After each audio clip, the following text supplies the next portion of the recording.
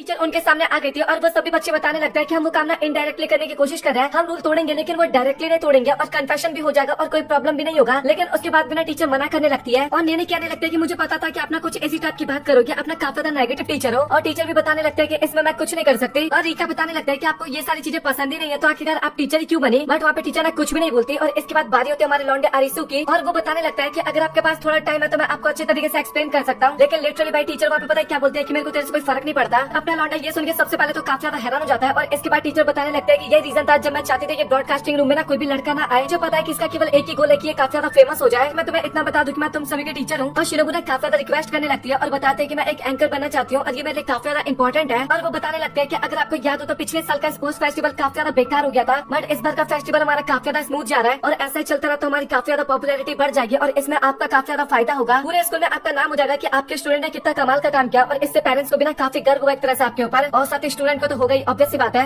और लिटरली भाई ये सुनने के बाद चुपचाप वो चेयर पे बैठ जाती है और बोलते हैं कि तुम लोग खड़े क्यों, मतलब कि अपने काम में लग जाओ ना। और अभी सब कुछ एकदम सॉल्व हो गया था प्रॉब्लम, लेकिन अभी बारी थी फ्लैट्स कैसे बांटा जाए। और वो सभी बात करने लगता है कि विंडो से फेंक देना चाहिए, बट टीचर ने इसलिए मना करने लगती है। और इसके बाद बाहर का सीन दिखाया जाता है जहाँ पे पीटी टीचर भी घूम रहे थे और वो सभी लड़के और लड़कियों को ना अलग अलग कर रहे थे। और क्या पर्पस हो सकता है काफी अच्छे तरीके से आपको पता है कि कोई भी क्लोज ना आ सके एक दूसरे के। और अगर यहाँ से तुम लोग पोस्टर फेंकने का काम करोगे तो पक्का एक ना एक पोस्टर तो उनके हाथ में लग जाएगा और अगर ऐसा हो जाता है तो तुम्हारा प्लान काफी गंदी तरीके से फेल हो जाएगा। मैंने बताने लगता है कि हमें मैसेज करना चाहिए, लेकिन रिका बताने लगता है कि ये भी आइडिया इतना अच्छा नहीं है क्योंकि हमारे पास सभी स्टूडेंट के नंबर नहीं है एक तरह से देखा जाए तो। और इसके बाद तभी टीचर बताने लगते हैं कि वो ना पीटी टीचर को ना डिस्ट्रैक्ट करने की कोशिश करेंगे और उसी बीच में ना तुम लोग फ्लैट्स को बांट देना और इसके बाद मेरा प्लान ना कामयाब हो जाएगा। और पार्टनर बात करने लगता है कि मैम ये ना आपका प्लान नहीं है, ये ना शिरोबू का प्लान है और कुछ टाइम पहले ना आप इसके अगेंस्ट थे अगर आपको याद हो तो। इसके बाद अगेन में पीटी टीचर का सीन दिखाया जाता है जो कि अभी सभी स्टूडेंट को ना अलग करने की कोशिश कर रहा था। और इसके बाद तभी लेमन मैम वहाँ पे जाती है और टीचर को ना रेस्ट करने के लिए बताने लगती है। और भाई वो इतने प्यार से बोल रही थी कि टीचर क्या मतलब कि कोई भी ना कर ही नहीं सकते थे। और अभी लेमन मैम को ना एक तरह से उनके साथ टाइम स्पेंड करना था जो कि उसको काफी ज्यादा बेकार लगते थे। और इसी बीच में अपने लौंडे एक तरह से फ्लैट बांटने वाले थे, मतलब कि अपने टीम एक तरह से। और अभी प्रॉब्लम की बात तो ये था कि सभी को कैसे फ्लैट्स बांटा जाए और साथ ही उन्हें टीचर से बच के भी रहना था, कोई भी टीचर ये देख लेता तो प्रॉब्लम खड़ी हो जाती। और इसके बाद तभी नेने के दिमाग में एक आइडिया आता है और वो सभी को अपने पास बुलाते हैं सिवाय अरिसू के। और इसके बाद फाइनली वो अपने प्लान्स के बारे में सभी को बता देते हैं, बट रिका को ना काफी अजीब सा लगता है और प्लान्स के बारे में बताया नहीं जाता क्योंकि अभी मैं आपको दिखाने वाला हूँ कुल मिला के ये उनका प्लान था। और लिटरली अभी उन्होंने कॉस्प्ले कर रखा था और पहले से ही काफी ज्यादा फेमस थे स्कूल के अंदर और अभी तो और भी काफी ज्यादा क्यूट लग रहे थे। और इसके बाद सभी बंदे उसके पास आने लगते हैं और साथ ही वो लोग फ्लैट्स बांटते रहते हैं सभी के पास। और लिटरली इसके बाद अभी मैम का सीन दिखाया जाता है जिसके पीछे ना पीटी टीचर काफी हाथों के पड़ गए थे और वो ना अरिसू के पास चले जाते हैं बचने के लिए और भाग बिना बच के वहाँ से भाग जाते हैं। फनी बात तो ये था कि पीटी टीचर को ना कुछ पता भी नहीं चलता वहाँ पे। और अभी प्रॉब्लम की बात ये थी कि आखिरकार बच्चों की प्राइवेसी को कैसे बचाया जा सकता है। अंधेरा कमरा जो कि ब्रॉडकास्टिंग रूम के बगल में होने वाला वहाँ पे स्टूडेंट जाएगा, अपने दिल की बात ब्रॉडकास्टिंग रूम तक पहुँचाएगा और वहाँ से शिनोबू ना सबके पास ये बातें पहुँचाने लगेगी, मतलब की ब्रॉडकास्ट करने लगेगी कुल मिला के। और इसके बारे में किसी को पता भी नहीं चलेगा कि आखिरकार उसका सीक्रेट किसने बताया था। और अभी फाइनली लंच टाइम हो जाता है और शिनोबू ना सभी को बता देती है कि अभी आप अपना सीक्रेट बता सकते हो और अगर तुम किसी को कन्फेस करना चाहते हो तो तुम वो भी कर सकते हो। और पीटी टीचर बोलने लगता है कि भाई ये कैसे कर सकते हो, मतलब कि मेरे होते हुए। बट तभी वहाँ पे मैम अगेन उसके पास आ जाती है और बहलाने लगते हैं उन्हें अगेन से। और लिटरली वो ना लंच साथ में करने के लिए बोलती है और टीचर ना काफी आसानी से मान जाता है। ये बंदा खुद की दाल गलाने की कोशिश कर रहा है लेकिन बच्चों की दाल नहीं गलने देगा ये। इसके बाद एक लड़की आती है और वो अपना कन्फेशन स्टार्ट करती है और शिनोबू भी ना उसके बारे में बताना स्टार्ट करती है। और ये ना शिंदे कुन लड़की के बारे में बताना स्टार्ट करती है और वो ना क्लास 1 का स्टूडेंट था। और ये सुनने के बाद वो बंदा खुद ही काफी ज्यादा हैरान हो जाता है कि भाई कोई लड़की उसको भी पसंद करती है। उस लड़की का मैसेज था, मैंने जब तुम्हें पहली बार देखा था मैं तभी से तुम्हें काफी ज्यादा पसंद करने लगी थी। हम दोनों काफी अच्छे दोस्त भी है और मुझे पक्का भरोसा है कि तुम मुझे काफी आसानी से पहचान जाओगे और मैं तुम्हें काफी ज्यादा पसंद करती हूँ, बट मुझे नहीं पता कि तुम मुझे पसंद करते हो या फिर नहीं करते। और तुम्हें जवाब देने की जरूरत नहीं है, तुम मुझे पसंद करते हो तो बस तुम अपनी जगह पे खड़े हो जाओ, मैं उसी से समझ जाओगे कि तुम्हारा जवाब भी हाँ है। और इसके बाद अपना लौंडा ना सच में खड़ा भी हो जाता है और बाकी टीचर भी ना सारी बातें सुनकर ना काफी खुश होते हैं, मतलब सोचते हैं कि भाई बच्चे सच में काफी अच्छा दिमाग लगा रही है, काफी अच्छा कॉन्सेप्ट है। लेकिन उन सभी को भी ऐसा लग रहा था कि पीटी टीचर ने ये काम तो बिल्कुल भी नहीं होने देगा। बट फनी बात तो ये था कि पीटी टीचर तो अपनी दाल गलाने में लगा हुआ था, मैंने पहले भी आपको बताया काफी अच्छे तरीके से। और ये सारी चीजें देखे ना बाकी स्टूडेंट भी ना अभी काफी ज्यादा भीड़ लगाने लगता है वहाँ पे। और इसके बाद और एक लड़का ना कन्फेशन करता है और फनी बात तो ये होता है कि इस लड़के को ना रिजेक्शन मिलता है क्योंकि वो लड़की ना किसी और लड़की को पसंद करती थी। तो भाई यहाँ पे बेचारे का दिल टूट जाता है। बट कमाल की बात तो ये थी कि अभी उस लड़की का मजाक ना कोई भी नहीं उड़ाने वाला था क्योंकि किसी को पता ही नहीं था कि आखिरकार ये कन्फेशन किसने किया था। और ये सारी चीजें देख के ना और भी बाकी स्टूडेंट काफी ज्यादा मोटिवेट हो जाते हैं, खासकर अपन जैसे लौंडे यार जो कि कभी लड़कियों के सामने कन्फेस ही नहीं कर पाते एक तरह से। और इसके बाद तभी इको ना अपने फ्रेंड से बात करने लगते हैं कि क्या तुम लोगों को भी कुछ कन्फेस करना है। स्टार्टिंग में तो सब लोग नकार होते हैं बट उन सभी को कन्फेस करना था और वो सभी ना एक ही बंदे को कन्फेस करना चाहते थे और वो बंदा कौन था आपको काफी अच्छे तरीके से पता है। और ये तीनों ना प्यार कन्फेस नहीं करना चाहते थे बल्कि ये कन्फेस करना चाहते थे कि अरिसो इनके पीछे इतनी ज्यादा मेहनत करता है, उसके बाद भी ये सभी ना काफी ज्यादा उसको डांटते रहते थे। तो ये सभी बताना चाहते थे कि ये भी ना काफी रिस्पेक्ट करता है अरिसो की और अगर इनको कभी माफी मांगने का मौका मिलेगा ना तो ये जरूर उससे कभी माफी मांगेंगे फेस टू फेस, मतलब की। बट अभी फनी बात तो ये होता है कि भाई वो अनाउंस कर रही होती है और तभी माइक खराब हो जाता है और ये चीज देखकर शिनोबू काफी घबरा जाती है और वो सोचने लगता है कि मैं इस बार का तो फेस्टिवल खराब नहीं होने दूंगी। और इसके बाद वो ना विंडो के पास जाकर चिल्ला के बताने की कोशिश करने वाली होती है और इको बताने लगता है कि तुम्हें ऐसा नहीं करना चाहिए, इससे तुम्हारा गला खराब हो जाएगा और साथ ही सभी बच्चों तक तुम्हारी आवाज नहीं जाएगी। बट तभी वहाँ पे हमारे हीरो की एंट्री हो जाती है और लिटरली भाई वो मेकअप फनर पीटी टीचर का उठा के ले आता है। भाई ये काफी फनी सीन था, मैं यहाँ पे हंस रहा हूँ पहले बता रहा हूँ। और वो बताने लगता है कि तुम्हें तो वैसे भी एंकर ही बनना था, तो तुम्हें सभी के सामने एंकरिंग करना चाहिए और मैं तुम्हें काफी ज्यादा भरोसा कर रहा हूँ, बस तुम मेरा भरोसे को तोड़ना मत यहाँ पे। और ये देख के शिनोबु काफी खुश हो जाती है और उसको काफी टाइटली हक कर लेते हैं, मतलब कि उसका इस बार का फेस्टिवल बिल्कुल भी बर्बाद नहीं जाएगा। आरिसु बताने लगता है कि मैं अपने क्राइम बडी के लिए इतना तो कर ही सकता हूँ ना। और इन दोनों ने पिछले एपिसोड में रूल तोड़ा था, अगर आपको याद हो तो, ना याद हो तो आप लोग पिछला एपिसोड वॉच कर लो। और अभी बच्चे ना काफी ज्यादा खुश हो गए थे एक तरह से, क्योंकि अभी वो शिनोबु को देख भी पा रहे थे और साथ ही अभी वो ना काफी ज्यादा कन्फेशन करते हैं, जहाँ पे कुछ लोग रिजेक्ट करते हैं, कुछ लोग हाँ कर देते हैं और लिटरली अभी काफी बढ़िया जा रहा था। बट तभी एक स्पेशल लड़की वहाँ पे आती है और वो बताने लगता है कि मैं अपना प्यार ना आरिसु को कन्फेस करना चाहती हूँ। और अभी फाइनली वो सुन के ना सबसे पहले तो शिनोबु भी काफी ज्यादा हैरान हो जाती है और इसके बाद वो ना ब्रॉडकास्ट करने के लिए आती है विंडो पे। और आरिसु सोच रहा होता है कि वैसे ब्रॉडकास्ट करते टाइम काफी ज्यादा अटक जाया करती थी, बट इस बार वो एक बार भी नहीं अटकी है और उसको ऐसा लगता है कि अभी उसके अंदर का जितना भी नर्वसनेस होता है ना वो सभी खत्म हो चुका है। और वो बताने लगता है कि कोई ऐसा है जिसको मैं 3 साल पहले काफी ज्यादा पसंद करती थी, वो भी मुझे काफी पसंद करता था, लेकिन मैं उसको बिना गुड बाय बोले चली गई और मैंने उसको कुछ नहीं बताया और वो बंदा मेरा वेट करते रहा होगा शायद। और लिटरली भाई अभी सभी लोग ना काफी ज्यादा हैरान जाते हैं कि भाई 3 साल पहले किसका कनेक्शन चल रहा था, 3 साल पुराना तो कोई स्टूडेंट भी नहीं होगा कुल मिला के यहाँ पे। और ये सारी बातें ना आरिसु काफी अच्छे से समझ रहा होता है, मतलब कि उसको पता चल जाता है कि यहाँ पे मेरे बारे में बात हो रही है। और वो बताने लगती है कि 3 साल पहले मैंने अपना प्रॉमिस नहीं रखा, मैं डर के भाग गई थी, बट जब मैंने तुम्हें अगेन देखा तो वो सारी होप ना मेरी वापस से जिंदा हो गई। भाई मैं काफी ज्यादा खुश हुई कि तुम मुझे अभी भी ढूंढ रहे हो और साथ ही मेरा सपना पूरा करना चाहते हो। और फाइनली अभी मैं तुमसे वो कहना चाहती हूँ जो कि मुझे 3 साल पहले तुम्हें कहना चाहिए था। और इसके बाद शिनोबु ना अपना माइक भी नीचे रख देती है और कहते हैं कि आरिसु मैं तुमसे काफी ज्यादा प्यार करती हूँ। और लिटरली भाई अभी सभी लोग ना काफी ज्यादा हैरान हो गए थे, सभी स्टूडेंट काफी ज्यादा हैरान हो गए थे और साथ ही आरिसु भी काफी ज्यादा हैरान हो गया था। और वो बताता है कि उसने आई लव यू तो मुझे काफी बार कहा था पहले, लेकिन कभी भी उसने मुझे नहीं कहा था और मुझे समझ में नहीं आ रहा कि आखिरकार वो छुप क्यों रही है इस तरीके से। और इसके बाद वो ना सबसे पहले तो शिनोबु के पास जाता है भागते हुए और वो बोलने लगता है कि पहले मुझे ये बताओ कि आखिरकार उस आखिरी मैसेज को किसने दिया था। और शिनोबु ना काफी ज्यादा ब्लश कर रही होती है और बताने लगता है कि मुझे क्या पता, मतलब कि मेरे को क्या पता रहेगा यार, तू कैसी बात कर रहा है। और ये मत सोचिए कि मैसेज मैंने दिया तो मुझे काफी हंसी आ रही थी, इस कारण मैं ब्लश कर रही हूँ। और एक तरह से आरिसु को फील होने लगता है कि जिस तरीके से शिनोबु ने लास्ट मैसेज दिया था ना शायद ये उसी ने कहा होगा। और साथ ही अभी उसके हाथ में ना काफी ज्यादा कपकपा रहे थे और बंदे अभी काफी ज्यादा नर्वस थे। और आरिसु सोचता है कि मुझे इस बात को ना अभी यहीं पे दबा देना चाहिए। और इसके बाद वो ना उसको मोटिवेट करने लगता है और बताने लगता है कि मैं तुमसे माफी मांगने के लिए आया था यहाँ पे और मैं तुम्हें ये भी बताने के लिए आया था कि पूरा स्कूल तुम्हारे इस शो को ना काफी ज्यादा पसंद कर रहा है और सच में तुमने काफी अच्छा काम किया था। इसके बाद शिनोबु ना अगेन उसको हक कर लेती है और ये काफी प्यारा हक था, मैं इतना आपको बता दूं। और अभी नेने चैन भी ना एकदम फ्री हो गए थे, मतलब कि हमारी मिस भी एकदम फ्री हो गई थी। और आरिसु दिखाया जाता है जो कि ग्राउंड के ना चक्कर लगा रहा था क्योंकि उसने माइक्रोफोन को चुराया था इस कारण। और इसके बाद तभी उसके पास अल्फा का मैसेज आता है, मतलब कि अपोलो का मैसेज आता है और वो बताने लगता है कि मुझसे ब्रॉडकास्टिंग रूम में मिलो। और ये देख कर बंदा फटाक से जाने लगता है रूम की तरफ और वहाँ पे ना एक कप रखा हुआ था और रूम के अंदर ना कोई बंदा होता है, बंदी होती है एक तरह से, अपोलो होती है एक तरह से। और आरिसु बोलने लगता है कि आखिरकार अचानक से तुमने मुझे मैसेज क्यों दिया। और वो बताने लगता है कि मैं 3 साल पहले तुम्हें बिना कुछ कहे छोड़ के चली गई थी और सच बताओ तो जब मैंने तुम्हें दोबारा देखा तो उसके बाद मैं अपने आप को बिल्कुल भी नहीं रोक पाई। सच बताओ तो मैं तुम्हें ये बताना चाहती थी कि मैं कितना ज्यादा तुम्हें पसंद करती हूँ और डरते हुए मैं काफी ज्यादा थक गई थी। और सच बताओ तो अभी मुझे बिल्कुल भी डर नहीं लग रहा। और इसके बाद तभी आरिसु कहता है कि तो फिर तुम अपना फेस भी तो मुझे दिखा सकती हो ना। और अपोलो कहने लगते हैं कि हाँ मैंने तुम्हें इसलिए यहाँ पे बुलाया था। और अभी आरिसु ना काफी ज्यादा खुश हो गया था, एक तरह से उसका पुराना सपना ना एक तरह से पूरा होने वाला था, अभी वो अपोलो का फेस देखने वाला था एक तरह से। और लिटरली इसके बाद बंदा पता है क्या कहता है कि सच बताओ तो अभी मैं तुम्हारा चेहरा नहीं देखना चाहता, सच बताओ तो अभी मुझे एक गेम की तरह लग रहा है और अगर तुम मुझे अपना चेहरा दिखा दोगे तो मुझे ऐसा लगेगा कि मैं हार चुका हूँ और मैं नहीं चाहता कि तुम मुझे अपना चेहरा दिखाओ, मैं तुम्हें खुद ही ढूंढूंगा। अगर मुझे पहले पता चल जाएगा कि अपोलो कौन आता है मैं अपने सपने को पूरा नहीं कर पाऊंगा। इसके बाद वो भी ना अपना सपना बताता है, उसको भी ना वॉइस आर्टिस्ट बनना था एक तरह से, उसको वॉइस के ऊपर काम नहीं करना था बल्कि एक प्रोड्यूसर बनना था जो कि म्यूजिक को लॉन्च करे या फिर बाकी चीजों को लॉन्च करे। वो प्रोड्यूसर इसलिए बनना चाहता था ताकि वो रिका की मदद कर सके म्यूजिक में, वो एनिमे भी प्रोड्यूस करेगा जिससे नेने की मदद होगी, या फिर मैं यूट्यूब इंडस्ट्री बना सकता हूँ जिससे मैं इको की मदद कर सकता हूँ, या फिर एक ऐसा प्रोड्यूसर जो कि शो को होस्ट करवाता हो। मुझे नहीं पता कि अपोलो कौन है और मैं चाहता हूँ कि तुम इस बात को सीक्रेट ही रखो जब तक कि मैं अपना गोल कंप्लीट ना कर लूँ। और इसके बाद बताने लगता है कि मैं ये मौका तुम्हें दोबारा कभी भी नहीं दूंगी। और इसके बाद आरिसु अपनी आंखों को बंद कर लेता है और साथ ही अपोलो बताने लगता है कि जो तुमने मुझे मौका दिया उसके लिए तुम्हारा बहुत बहुत शुक्रिया। और इसके बाद वो वहाँ से चली जाती है और हमें अभी भी नहीं पता चलता कि आखिरकार अपोलो कौन है। और इसके बाद हमें लेमन चैन का सीन दिखाया जाता है और वो बताने लगता है कि सच में आज हमने काफी अच्छा काम किया तो हमें सेलिब्रेट करना चाहिए। और सच बताओ तो मेरा प्लान काफी ज्यादा अच्छा था। और नेने बताने लगता है कि भाई आपने घर पे क्यों पार्टी दिया, मुझे लगा कि हम रेस्टोरेंट जाने वाले हैं। और मैं इतना आपको बता दूं प्लान आपका नहीं था, प्लान शिनोबु का था और अपना क्रेडिट लेने का काम बिल्कुल भी मत करिए। और लेमन बताने लगता है कि घर पे ना सस्ते में मैं निपट सकती हूँ और बाहर जाते तो थोड़ा खर्चा ज्यादा हो जाता। और इसके बाद तभी शिनोबु बोलने लगते हैं कि आपने मैं कपड़े चेंज करने के लिए क्यों कहा, स्कूल के ड्रेस में भी तो हम यहाँ पे आ सकते थे ना। और लेमन बताने लगते हैं कि मैं एक फ्रेंड को ना ये सब कुछ करते हुए ना बिल्कुल भी नहीं देख सकती और वो भी एक लड़के के साथ खासकर। और अगर तुम कपड़े चेंज कर लो तो मेरी जिम्मेदारी खत्म हो जाती है और इसके बाद तुम जो चाहे वो कर सकती हो। और नेने सोचने लगते हैं कि भाई आखिरकार इसको टीचर किसने बना दिया, मतलब कि किसी काम की औरत नहीं है देखा जाए तो। और इसके बाद वो सभी ना काफी ज्यादा खुश होने लगता है, एक पार्टी स्टार्ट कर देते हैं और शिनोबु को ना चेयर्स करने लगते हैं, मतलब कि शिनोबु के नाम का, क्योंकि अगर वो नहीं होती तो शायद ये अभी पार्टी नहीं हो रहा होता। यहाँ पे बेचारे आरिसु की तारीफ कोई कर ही नहीं रहा था, अगर वो माइक्रोफोन नहीं लेके आता तो आखिरकार कैसे अनाउंस करती शिनोबु सारी चीजें। इसके बाद तभी रिका बताने लगता है कि हमें एक चेयर्स ना लेमन के लिए भी करना चाहिए क्योंकि वो हमारी पार्टी का पूरा खर्चा उठाने वाली है। और ये सुनकर टीचर के पैर से ना जमीन खिसक जाता है और वो बताने लगता है कि भाई मैंने ऐसा कब कह दिया, मेरे पास तो पैसे भी नहीं है, मेरी सैलरी पूरी खत्म हो गई है इस महीने की और बेचारी अभी ना चाहते हुए पार्टी देना पड़ता है एक तरह से। और वो बताने लगता है कि मैंने तुम सभी को कहा था कि कुछ कंफर्टेबल कपड़े पहन के आना, बट तुम सभी ऐसे कपड़े पहन के आई हो जिससे तुम किसी को इम्प्रेस करना जाती हो और मैम को एक तरह से पता चल जाता है कि आखिरकार वो सभी ऐसा क्यों कर रहे हैं। इसके बाद टीचर पता है अरिसु को क्या कहने लगता है कि तुम्हारी फ्यूचर वाइफ ने तुम्हें पटाने की कोशिश करेगी और ये सुनकर नैने काफी ज्यादा गुस्सा हो जाता है टीचर के ऊपर। टीचर भी कहने लगता है कि इसमें कोई गलत बात नहीं है, एक तरह से देखा जाए तो तुम चारों में से किसी ने अरिसु को कन्फेस किया था। इस रूम में कोई ना कोई जो कि उसको इम्प्रेस करने की कोशिश कर रहा है। अब तुम चारों में से कौन है तुम देख लो। और इसके बाद तीनों लड़के ना एक एक बहाना देने लगते हैं, रिका को छोड़ के सभी लोग बहाना देने लगते हैं और टीचर बोलने लगता है कि भाई मैं भी तुम्हारी उम्र की स्टूडेंट थी एक टाइम पे, तो मेरे सामने ऐसा बहाना मत दो। और इसके बाद वो रिका से बोलते हैं कि तुमने क्यों नहीं कोई बहाना दिया। और रिका बताने लगता है कि मैं चाहती थी कि अरिसु मेरी तारीफ करे, मुझे क्यूट कहे, इस कारण मैं ड्रेस पहन के आई हूँ। और लिटरली भाई फनी बात तो ये होता है कि अभी ये बात सुनने के बाद तीनों लड़कियां ना काफी हैरान थी। उन तीनों को भी यही कहना था बट उनकी बस की नहीं थी कहने की। लेमन होता है ना वो इसके बाद अरिसु की तरफ देखा उसका रिएक्शन जानने के लिए, बट बंदा सो गया था वहाँ पे। बंदे ने शिनोबू के लिए काफी ज्यादा मेहनत किया था और लेमन बताने लगता है कि भाई 5 सुंदर लड़कियां इसके साथ इस कमरे में बंद है और उसके बाद भी बंदा यहाँ पे सोने की सोच रहा है, कैसे कोई बंदा सोच सकता है। और इसके बाद रिका ना उसके काफी क्लोज चली जाती है और बताने लगते हैं कि मैं कपड़े तुम्हारे लिए पहनी हूँ और मैं बस तुम्हारे मुझे तारीफ सुनना चाहती हूँ और इसके बाद मैं कभी भी नहीं पहनने वाली, जो तुम्हें जल्दी से इसको देखना चाहिए। बट वहाँ पे बेचारा नहीं सो के उठता और इसके बाद तभी लेमन कहने लगते हैं कि मुझे ऐसा लगता है कि मैं बाहर चल के कुछ खाना चाहिए क्योंकि मैं घर पे तो कुछ नहीं बनाने वाली। और इसके बाद वो सभी ना वहाँ से जाने लगते हैं और इसके बाद इको ना घर पे सबसे पहले आ जाती है, फ्रिज में कुछ बॉक्स को रखती है और इसके बाद वो ना अरिसु के बगल में जाकर लेट जाती है और वो बोलने लगते हैं कि मैंने तुम्हारे और शिनोबू के बारे में कुछ पूछना चाहते हो, तुम दोनों अभी काफी ज्यादा क्लोज आ गए हो और तुम्हारे बीच में कुछ चल रहा है क्या। और वो बोलने लगते हैं कि मैंने सुना है कि तुमने शिनोबू को किस भी किया था और इसके बाद वो भी ना अरिसु को किस करने वाली होती है। बट तभी वहाँ पे नैने आ जाती है और वो ना वो सारी चीजें देख लेती है, बट वो ऐसा एक्टिंग करते है कि उसने नहीं देखा और चिल्ला चिल्ला के बोलने लगते हैं कि मैंने तो अपना वॉलेट यहीं कहीं रखा था, तो आखिरकार मेरा वॉलेट कहाँ चला गया, किसी ने देखा है क्या, कोई कमरे में है क्या। और इको ना उसको देख के काफी ज्यादा घबरा गई थी और दोनों ना इधर उधर की बातें करने लगते हैं और इको बताने लगता है कि वो थोड़ा जल्दी आ गई थी क्योंकि उसको आज के लिए गिफ्ट चाहिए था और उसने वो ढूंढ लिया था। और नैने सोचने लगते हैं कि मुझे समझ में नहीं आ रहा कि आखिरकार मैं यहाँ पे क्यों आ गई। अगर इको अरिसु को किसी करना चाहती तो इसमें मुझे क्या फर्क पड़ता है। इको को भी ना शक हो जाता है कि नैने ने सबको देख लिया और इसके बाद ना उससे पूछने लगती है और ये सुनने के बाद नैने काफी ज्यादा घबरा जाती है और इधर उधर की बातें करने लगती है और बोलते हैं कि मैंने कुछ भी नहीं देखा था और ना ही मैंने कुछ सुना था तुम्हें कहते हुए। और इसके बाद तभी इको बोलते हैं कि क्या तुमने किसी को किसका रखा है। और ये सुनकर नैने ना अगेन काफी घबरा जाती है और बोलने लगते हैं कि मैं टॉपिक चेंज करने की कोशिश कर रही हूँ, बट वहीं पे आ जाते हैं घुमा फिरा के और वो बताने लगता है कि हाँ मैंने किस किया था और मैं उसको काफी ज्यादा पसंद करती हूँ। और इसके बाद वो सोचने लगते हैं कि एक तरह से वो किस था भी और किस नहीं भी था। और लिटरली इसके बाद पता नैने क्या कहते हैं कि तुम अरिसु को पसंद करते हो क्या, क्योंकि तुम उसको किस करने वाले थे। और ये सुनकर इको काफी ज्यादा घबरा जाती है और अभी तो उसके पास कोई ऑप्शन नहीं था, नैने ने सब कुछ देख लिया था कुल मिला के। और वो बताने लगते हैं कि पता नहीं क्यों जब मैं अरिसु के आसपास होती हूँ तो मुझे काफी अच्छा लगता है। और इसके बाद इको ने नैने से पूछ दिया और नैने बताने लगते हैं कि वैसे मुझे लड़के ना ज्यादा पसंद नहीं है, तुमने सही कहा कि अरिसु में कुछ ना कुछ अलग बात है। और लिटरली इसके बाद शिनोबू भी घर में आ जाती है और शिनोबू को देख के ना दोनों लड़के काफी ज्यादा घबरा जाते हैं, पता नहीं क्यों बट काफी ज्यादा घबरा जाती है। और शिनोबू घर के अंदर आते हैं तो वहाँ पे कोई भी नहीं होता और वो सोचने लगता है कि बाहर तो 2 एक्स्ट्रा सूट थे, तो आखिरकार कहाँ कोई है घर में। और तभी पता लगता है कि वो दोनों ना बेड के नीचे छिप रखे थे। इसके बाद बोलने लगता है कि सच बताओ तो तुमने मेरी इतनी ज्यादा मदद की, उसके लिए तुम्हारा बहुत बहुत शुक्रिया। और इसके बाद वो ना अपना कन्फेशन करने वाली थी, लेकिन तभी अचानक से चौथी बंदी भी वहाँ पे आ जाती है और इसके बाद ये भी बंदी काफी घबरा जाती है और ये भी ना फटक से बेड के नीचे जाके छिपने वाली होती है। उसकी नजर ना बेड के नीचे जाती है और वहाँ पे 2 लोग पहले से थे। ये चीज देख के वो काफी ज्यादा हैरान हो जाती है और बोलने लगता है कि तुम दोनों मेरी बातें सुनने की कोशिश कर रहे थे क्या, बट उसके पास ज्यादा टाइम नहीं था और वो भी ना फटाक से उसके अंदर जाके छिप जाती है। और इसके बाद रिका कमरे के अंदर आती है और सबसे पहले ना अपने कपड़ों को चेंज करने लगती है और बताते हैं कि उसने अरिसु के लिए कपड़े पहने थे लेकिन तुमने मुझे कॉम्प्लीमेंट किया ही नहीं। और इसके बाद वो अपने कपड़े चेंज करके बताने लगते हैं, अपने दिल की बात एक तरह से बताने लगती है और वो कुछ बता पाती है उससे पहले इको ना वहाँ पे छींक देती है और इसके बाद वो सभी लोग ना वहाँ पे पकड़े जाते हैं, मतलब कि रिका बेड के नीचे देख लेते हैं जहाँ पे सभी लोग होते हैं। अभी फनी बात तो ये होता है कि सभी लड़कियां ना उदास होकर बैठी होती है और अभी फाइनली आंख खुलती है और उसको तो कुछ पता ही नहीं था कि आखिरकार क्या हुआ था। और इसके बाद सभी लड़कियां बताने लगता है कि हमने तुम्हारे केक लेके आया है और अरिसु की फैमिली में आपको पता है कि शुगर खाना अलाउड नहीं था, लेकिन इन सभी ने काफी प्यार से लाया था, तो अरिसु आखिरकार कैसे मना कर सकता था। और इसके बाद वो ना पूरे केक को खाने लगता है और शिनोबू कहने लगता है कि तुम्हें इतना नहीं खाना चाहिए, तुम्हें फीवर भी हो सकता है। और वो नहीं चाहता था कि उन सभी का दिल दुखे, इस कारण ना पूरा केक खाने लगता है। बट फनी बात तो ये होता है कि वो केक खत्म होने के बाद ना लेमन बिना केक लेके आ जाती है और किसी को भी केक खाने का मन नहीं था। और नैने बताने लगता है कि अभी हमें गेम खेलता है, जो भी गेम हारेगा वही केक खाएगा। और अभी सभी को लगता है कि नैने गेम हार जाएगी, उसी को अब ये केक खाना पड़ेगा। और अभी सभी लोग ना गेम काफी अच्छे तरीके से खेले थे, लेकिन नैने ना काफी ज्यादा डरते हुए गेम खेले थे और अरिसु तो एकदम मास्टर की तरह गेम खेल रहा था। अरिसु गेम खेलते खेलते ना थोड़ा चकराने लगता है क्योंकि उसने कुछ ज्यादा केक खा लिया था और उस टाइम पे ना अपोलो की बातें याद आने लगती है उसको। और जब वो आंख खोल के देखता है तो भाई टावर ना कुछ ज्यादा खतरनाक बन गया था और अभी बारी अरिसु की थी। और अरिसु को पता चल जाता है कि उन चारों ने चीटिंग करने का कोशिश किया। जब वो सो गया था ना तो उन चारों ने चीटिंग कर लिया और अरिसु को ऐसा लगता है कि वो टावर नहीं गिरेगा, बट उससे ना टावर गिर जाता है और अरिसु फाइनली वहाँ पे हार जाता है, पहली बार गेम हारता है। और इसके बाद वो सभी घर जाने लगता है, केक तो उसने खा लिया होगा और घर जाते टाइम उसके दिमाग में केवल ये चला था कि आखिरकार असली अपोलो कौन होगा इनमें से।